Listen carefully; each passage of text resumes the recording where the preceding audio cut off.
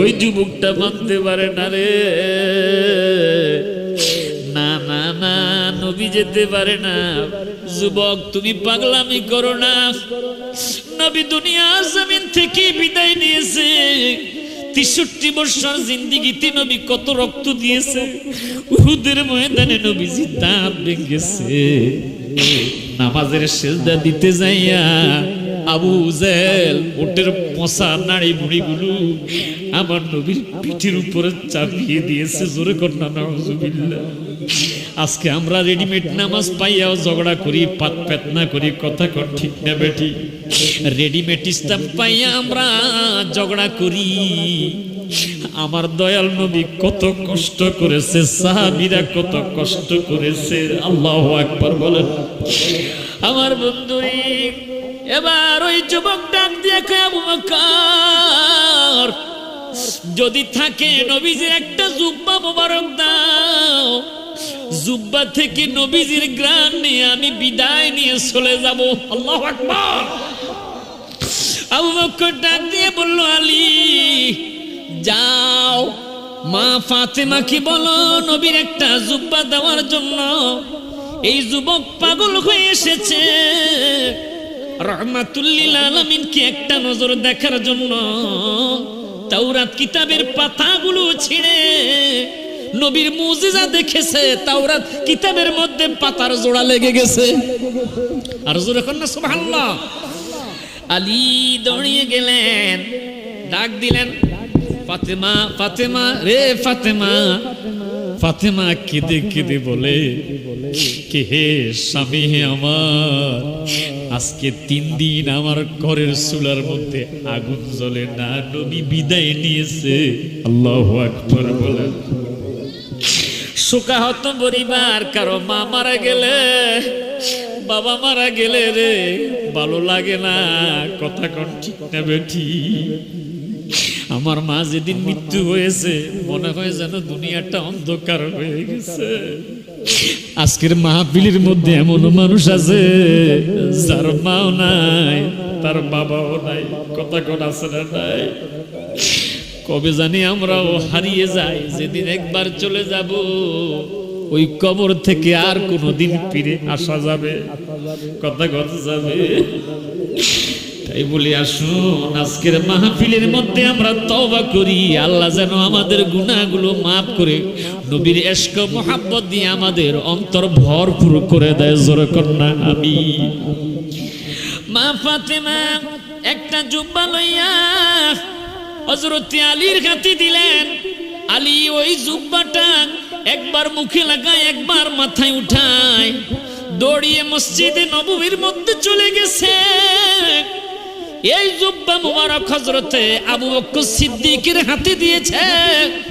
আবু বকর সিদ্দিক এই জুব্বাটা লইয়া যেই মাত্র আশুকুন নবী বহু দূর থেকে নবীকে দেখার জন্য পাগল হয়ে এসেছে।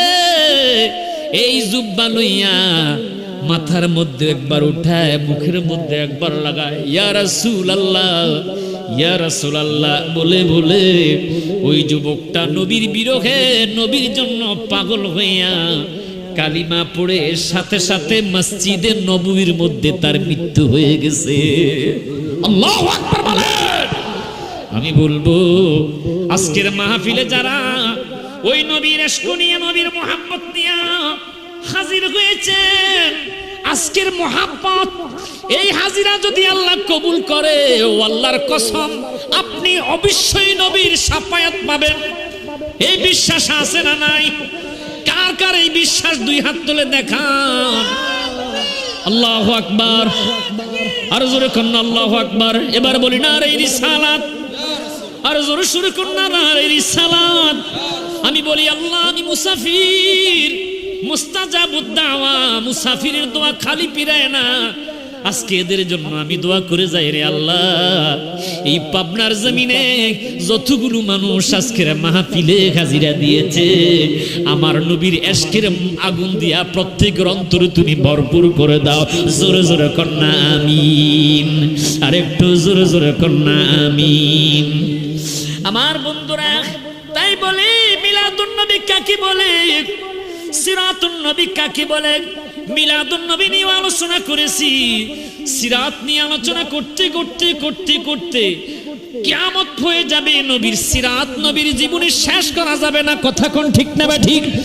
তাম পৃথিবীর গাছকে যদি কলম বানাইয়া, খাল বিন নদী নালা সমুদ্রের পানিকে যদি কালি বানাইয়া আমার নবীর শান, আমার নবীর আজমত লেখা শুরু করেন, ওয়ারাফা'না লাকা যিকরাক, নবীর সম্মান নবীর আজমত লিখে শেষ করা যাবে না।